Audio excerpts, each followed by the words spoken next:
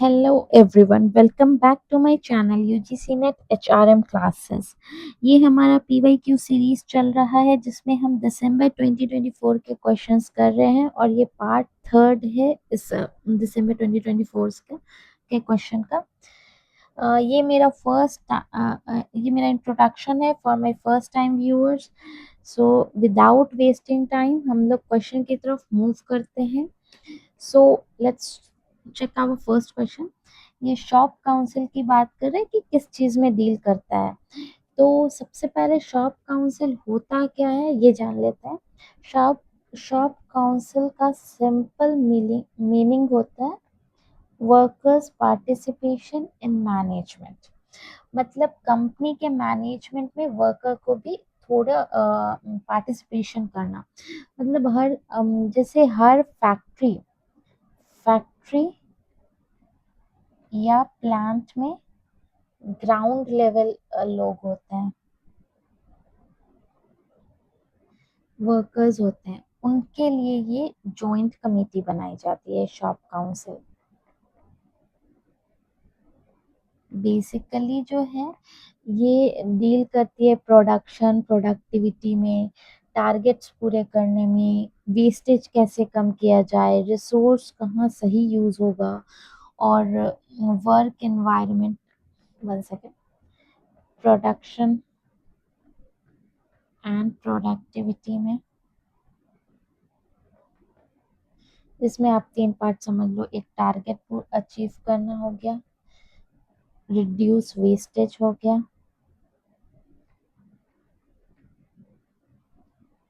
And utilise resources हो गया। Obviously wastage कम होगा तभी जब रिसोर्स सही यूटिलाइजेशन होगा रिसोर्स का, तो वो हो गया। सेकेंड आपका वर्क एनवायरनमेंट एंड सेफ्टी को लेके काम करता है ये। और safety rules, working condition, ventilation, lighting, ये सब एफिशिएंसी एंड डिसिप्लिन पे वर्क करता है।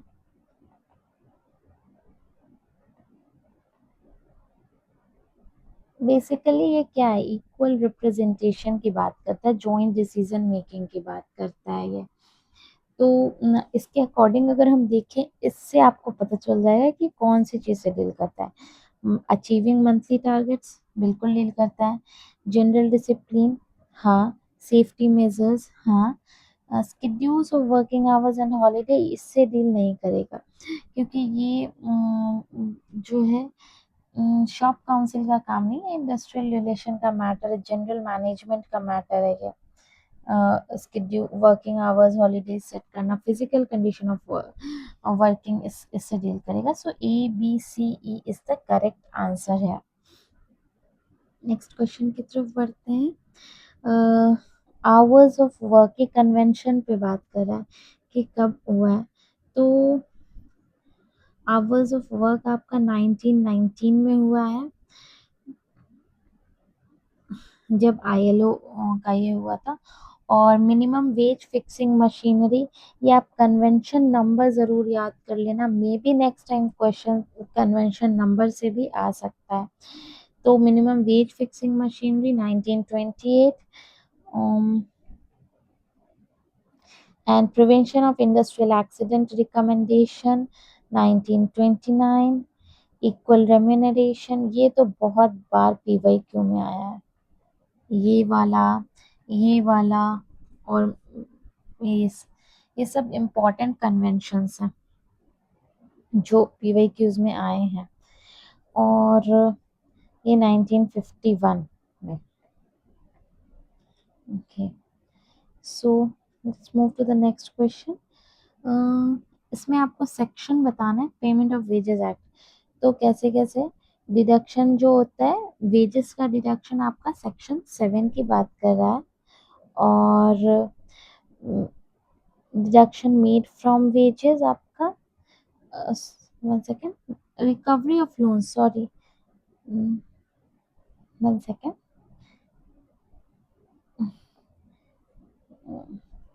Deduction of deduction of recovery of loans आपकी बात करता है सेक्शन 12 ए, याद करना रखना। रिकवरी ऑफ लोन्स जो है वो 12 ए है। और डिडक्शन मेड फ्रॉम वेजेस जो है वो सेक्शन 7 है। मेड फ्रॉम वेजेस, वेजेस से जो डिडक्शन होंगे वो सेक्शन 7 हो जाएंगे। और सर्विसेज की जो बात कर रहा है, सर्विस रेंडर्ड, वो 11 हो जाएगा। एब्सेंट फ्रॉम ड्यूटी आपका 12A हो जाएगा। ऐसे याद कर लो। सबसे पहले वेज से डिडक्शन होगा। जब वेज से डिडक्शन हो गया, sorry, there is some mistake I am doing. Sorry, this absent from duty is section 9। तो सबसे पहले याद करेंगे, डिडक्शन होगा वेज से, फ्रॉम वेज 7 हो गया। उसके बाद हो जाएगा आपका एब्सेंट फ्रॉम ड्यूटी। एक बार वेज मिलने लगा तभी इंसान एब्सेंट करेगा, तो 12 हो गया। उसके बाद आपका हो जाएगा सर्विस मिलेगी, सर्विस के लिए डिडक्शन। उसके बाद जाके recovery of loans, recovery of loans का last 12A। I am writing every time 12 here. Absent from duty is section 9।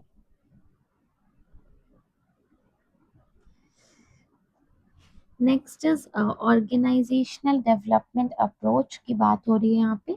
Identify unique qualities को, जो आइडेंटिफाई करे स्पेशल स्ट्रेंथ को ऑफ एन ऑर्गेनाइजेशन, वो उसको कहते हैं एप्रिशिएटिव इंक्वायरी। सॉरी, मैंने यहाँ पे आंसर मेंशन नहीं किया है, इसका आंसर है एप्रिशिएटिव इंक्वायरी।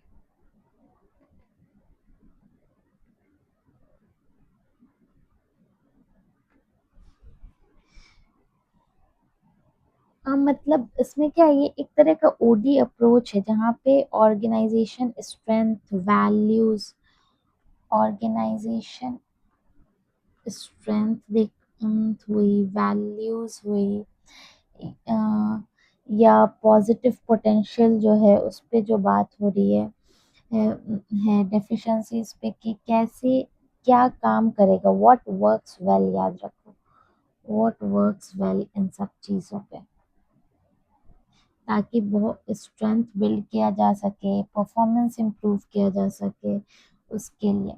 ठीक है, स्ट्रेंथ बिल्डिंग,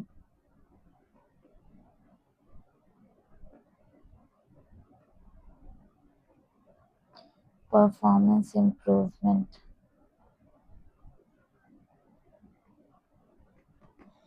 के लिए।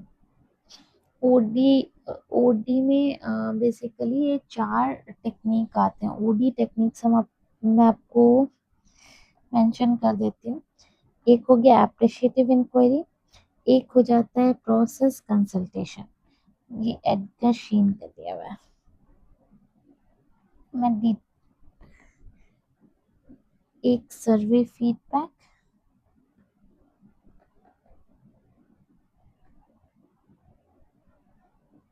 And the last one is team building. So appreciative inquiry तो पता चल गया क्या वर्क करेगा अच्छे से ताकि आपका स्ट्रेंथ इम्प्रूव हो सके। प्रोसेस कंसल्टेशन हो गया, ग्रुप प्रोसेस और इंटरपर्सनल रिलेशनशिप पे ये बात करता है। ठीक है, प्रोसेस कंसल्टेशन ग्रुप में और इंटरपर्सनल रिलेशनशिप पे बात करता है। मतलब कंसल्टेंट सॉल्यूशन नहीं देता है, वो एम्प्लॉयज को खुद प्रॉब्लम आइडेंटिफाई सॉल्व करने में हेल्प करता है। फिर सर्वे फीडबैक में एम्प्लॉयज से सर्वे क्वेश्चनायर के थ्रू डेटा कलेक्ट किया जाता है, रिजल्ट एम्प्लॉयज और मैनेजर्स के साथ शेयर किए जाते हैं। इस तरह जैसे फीड, इसमें आपका कीवर्ड से पहचान जाओगे, क्वेश्चन आयर हुआ, एम्प्लॉय एटीट्यूड हुआ, सर्वे फीडबैक ऐसा हो गया। और टीम बिल्डिंग जो होता है वो मेंबर्स के बीच में ट्रस्ट, कम्युनिकेशन, कोऑर्डिनेशन बढ़ाने के लिए करते हैं इस तरह से। नेक्स्ट क्वेश्चन की तरफ बढ़ते हैं, स्ट्रैटेजिक प्लानिंग प्रोसेस। इसको समझने के लिए आप सबसे पहले जो कोई भी चीज़ का मिशन एंड ऑब्जेक्टिव सेट होता है, तो ये दो तो ऑलरेडी हट गया। उसके बाद आप मिशन सेट हो गया, तब उसके अकॉर्डिंग आप एनवायरनमेंट का एनालिसिस करोगे। सो BE, ये दोनों एलिमिनेट हो गया, ए भी एलिमिनेट हो गया, तो B A D C E is the correct answer है। आप बहुत सारे क्वेश्चंस को एलिमिनेशन मेथड से इजीली कर सकते हैं। इसको मैं थोड़ा सा एक्सप्लेन कर देती हूँ, इसमें आज सच कुछ एक्सप्लेनेशन की जरूरत है नहीं। सेल्फ अप्रेजल हो गया, यहाँ पे आपको internal strength, weakness, strength and weakness का ये होता है, इसको इवेलुएट किया जाता है यहाँ। फिर स्ट्रैटेजिक, उसके अकॉर्डिंग डिसीजन मेकिंग किया जाता है, फिर उसका इम्प्लीमेंटेशन करते हैं। Let's move to the next question. Accommodator, ये आपका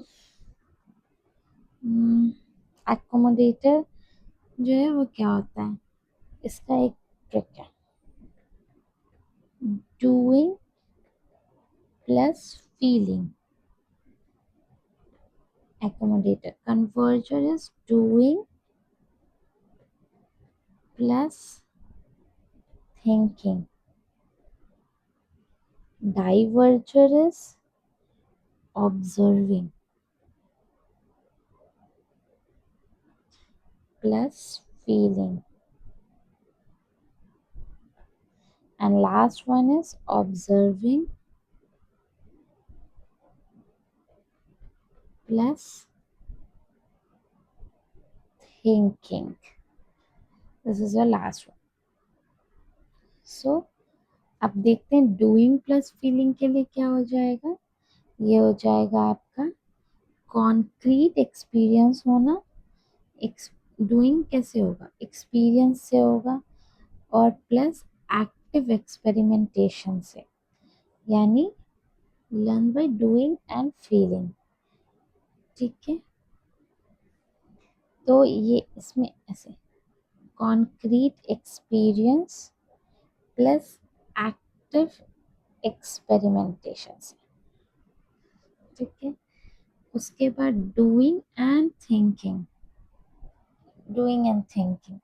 सो इसका हो जाएगा एब्स्ट्रैक्ट कंसेप्चुअलाइजेशन, ऐसे भी आता है क्वेश्चन इस वर्डिंग से भी, और एब्स्ट्रैक्ट एक्सपेरिमेंटेशन। फिर डाइवर्जर भी कॉन्क्रीट एक्सपीरियंस और reflective observation, and then observing in assimilator भी abstract conceptualization plus reflective observation, conceptualization plus reflective observation. ठीक है, नेक्स्ट क्वेश्चन की तरफ बढ़ते हैं। लर्निंग स्टाइल्स है, ये वाला भी आप टेबल याद कर लेना, ये भी बहुत बार इस वाले कीवर्ड से आपसे पूछा जा चुका है।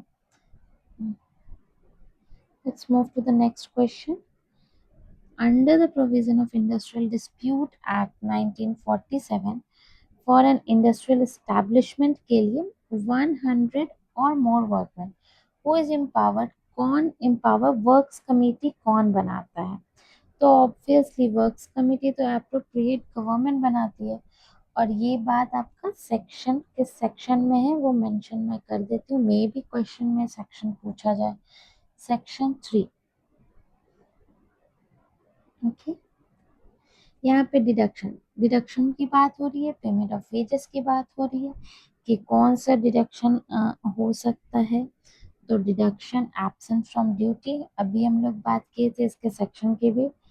Deduction for house accommodation, supply of tools के लिए नहीं है, और इनकम टैक्स पेएबल के लिए है, guarantee bonds, premium and Fidelity insurance, premium and Fidelity के लिए है, ये सब का डिडक्शन अलाउड है। ठीक है, तो so A B D E is the correct answer है। नेक्स्ट क्वेश्चन, सीक्वेंशली अरेंज करना है यहाँ पे इंडस्ट्रियल डिस्प्यूट एक्ट को। वो तो सबसे पहले क्या आ जाता है हमारा, पहले हम लोग क्या करते हैं, सारे का सेक्शन मेंशन कर लेते हैं, उसके बाद आप इजीली समझ लोगे। Condition, compensation to workman in case of transfer of undertaking, undertaking की बात हो रही है, इसके लिए आपका सेक्शन 25 डबल एफ है। फिर 60 डेज नोटिस की बात हो रही है क्लोज डाउन करने के लिए, तो ये भी 25 लेकिन डबल एफ ए है। फिर आपका क्लोजिंग डाउन कंपेंसेशन, क्लोजिंग के लिए कंपेंसेशन की बात हो रही है, तो ये आपका है 25, 1 second, 25 triple F, and last में रिट्रेंचमेंट ऑफ वर्कमैन के 25 एफ। तो सेक्शन कैसे ठीक होगा, 25 एफ, फिर 25 डबल एफ, फिर 25 double F A, and lastly it will be 25 triple F. So उसके according answer D A B C will be the correct answer here. ये हमारा वेज थ्योरी है, उसके तरफ मूव करें तो वेज थ्योरी आपका सबसिस्टेंस थ्योरी सर्वाइवल के बेसिस पे होगा। तो ये आपका सर्वाइवल के बेसिस पे होगा। मैंने यहाँ पे आंसर मेंशन नहीं किया है, तो मैं यहाँ लिख ही देती हूँ। वेजेस टेंड टू रिजिजुअल, ये रिजिजुअल, ये आपका कैलकीज थ्योरी ऑफ वेजेस है, रिजिजुअल फंड थ्योरी, ये आपको इसी से पता चल जाएगा, रिजिजुअल वर्ड से, ठीक है। रिजिजुअल वेज थ्योरी इसको कहते हैं। और wages depend upon the relationship, किस रिलेशनशिप पे डिपेंड कर रहा है, पॉपुलेशन एंड द कैपिटल के रिलेशनशिप पे, यानी wage fund theory. C will be 2, D will be 1, and standard of living, यहाँ भी standard of living you can easily match with this B3 and A4।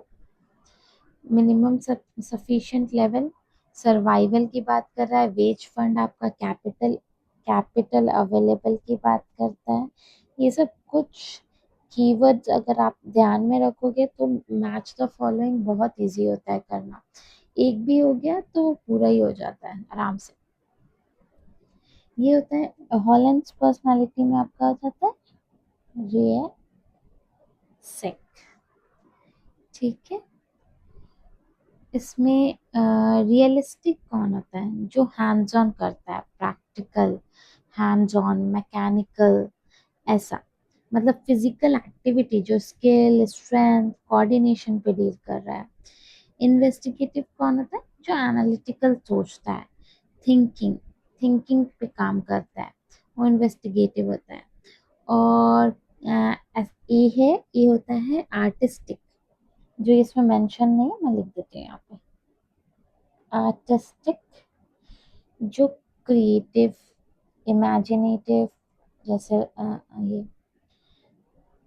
ऐसे social, helping, teaching, counselling, ये सब जो करता है।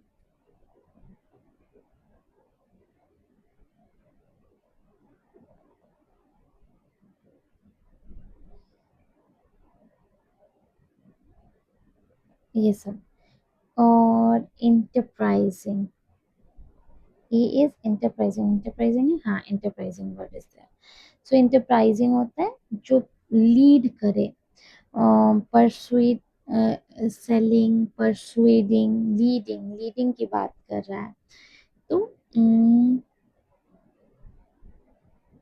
लीडिंग या इन्फ्लुएंस अदर्स, लीड करना, इसको लीडिंग से याद रखना है, कुछ भी लीड करना, सेल करना। और रियलिस्टिक आपका हो तो हो ही गया स्किल स्ट्रेंथ, कन्वेंशनल हो जाता है जो रूल रेगुलेशन से काम करता है, है, ऑर्डरली वे में काम करता है, वो हो जाता है कन्वेंशनल। तो सी का full.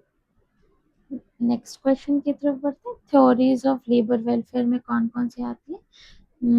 Adequacy of wage theory नहीं, police theory, placating theory, functional theory. Functional theory को एफिशिएंसी थ्योरी भी कहते हैं।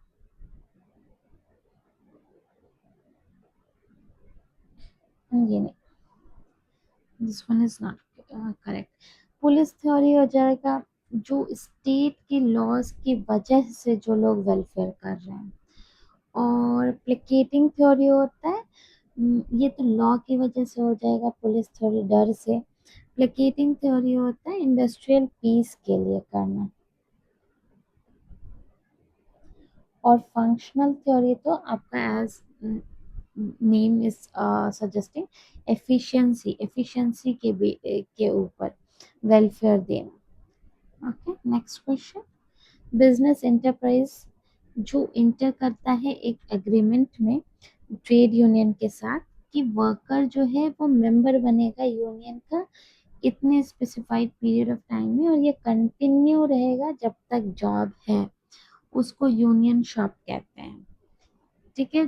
लेकिन जॉब मिलने के बाद एक स्पेसिफिक पीरियड के अंदर उसको यूनियन ज्वाइन करना होता है, और जॉब तभी तक कंटिन्यू रहती है जब तक यूनियन का मेंबरशिप बना रहे। इसमें क्लोज्ड शॉप एक ऑप्शन में दिया, इसमें है सिर्फ यूनियन मेंबर्स को ही हायर किया जाता है। इसमें हायरिंग जो है वो यूनियन मेंबर्स की होती है,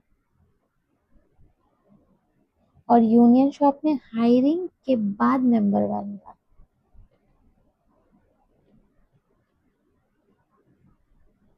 सॉरी।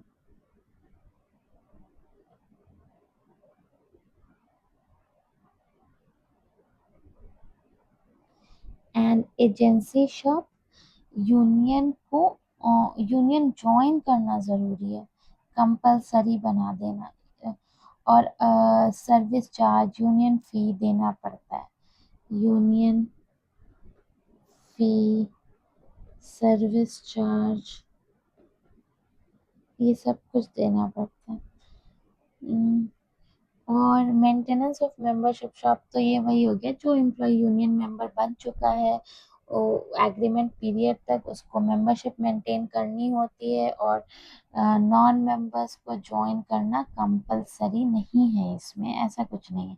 बस अगर आप बन गए हो तो आपको उसको ये करना है, और यहाँ पे कंपलसरी है, सबको ज्वाइन करना ज़रूरी होता है, सबको ज्वाइन करना। इसमें एग्जिस्टिंग मेंबर पे बस बात हो रही है, होती है।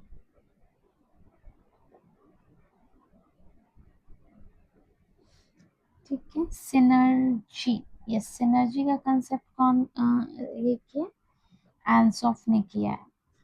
ठीक है। सिनर्जी बेसिकली क्या है? अगर डिफरेंट पार्ट्स ऑफ ऑर्गेनाइजेशन का कहना था कि डिफरेंट पार्ट्स ऑफ ऑर्गेनाइजेशन अगर मिलकर काम करें,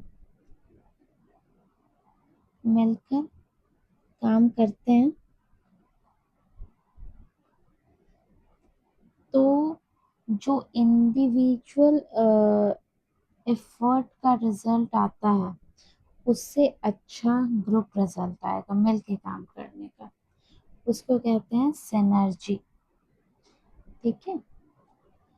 नेक्स्ट क्वेश्चन आपका है, जुरिस्डिक्शन में आता है लेबर कोड के जुरिस्डिक्शन में आना। तो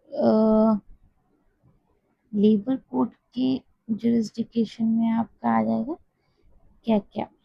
ये आपका लेबर कोड की बात कहाँ है? सेकंड स्केड्यूल में।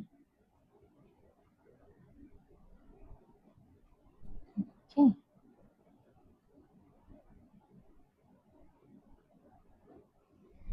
तो इसमें आपका एप्लीकेशन हो गया एंड इंटरप्रिटेशन हो गया, इलीगैलिटी हो गई,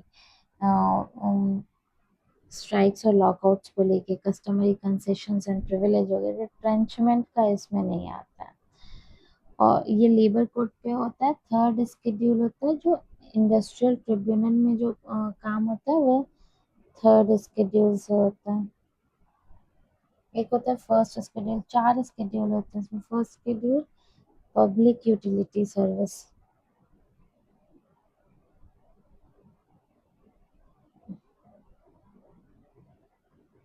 पब्लिक यूटिलिटी जैसे रेलवेज और ये सब में जो होता है ना, वो हो जाता है इसमें। ठीक है। रिट्रेंचमेंट आपका आ जाएगा थर्ड स्केड्यूल में, ये थर्ड स्केड्यूल की बात हो जाएगी, इंडस्ट्रियल ट्रिब्यूनल। और जो फोर्थ स्केड्यूल होता है वो नेशनल ट्रिब्यूनल का हो जाता है। ठीक है, नेक्स्ट क्वेश्चन की तरफ मूव करते हैं। वारविक मॉडल तो हेनरी एंड पेटिग्रू ने डेवलप किया है, वारविक मॉडल।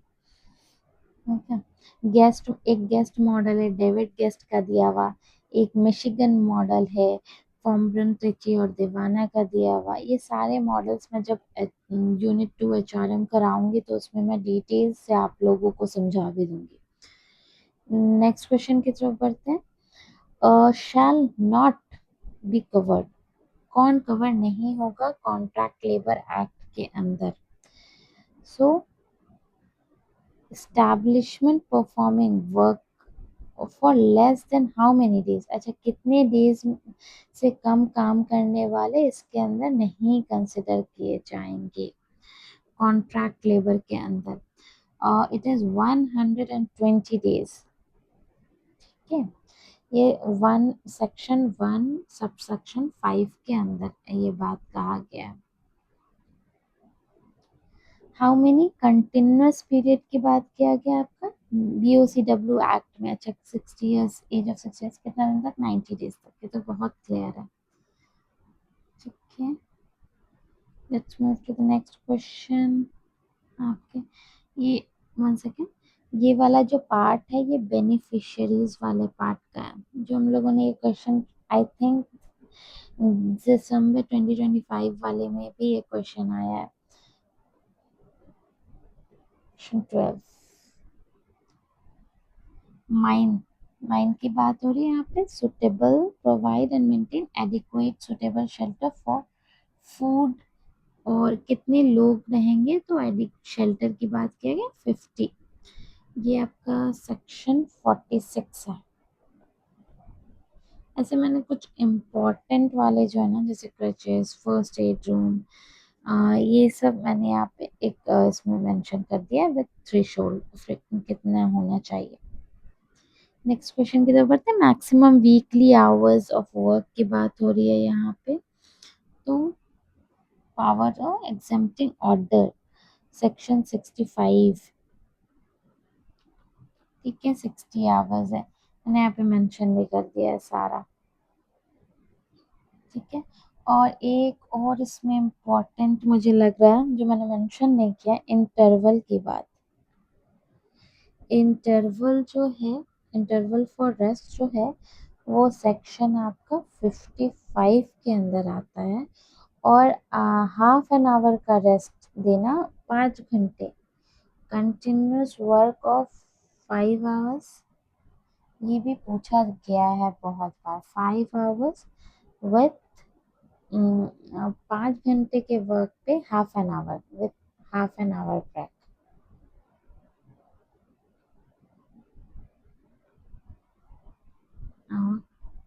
ब्रेक पे बात करते हैं।